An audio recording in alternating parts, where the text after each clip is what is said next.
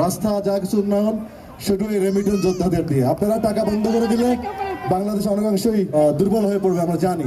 এই জন্য আমি বাংলাদেশের ফ্ল্যাগটা লাস্টে গানের সাথে তুলে ধরি, কারণ we are proud to be Bangali, Bangladeshi.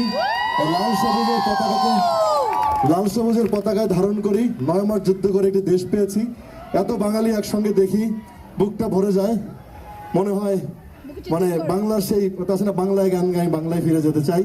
তো সেই রেমিটেন্স যোদ্ধারা আপনারা সবার প্রতি শ্রদ্ধা, সালাম, ভালোবাসা।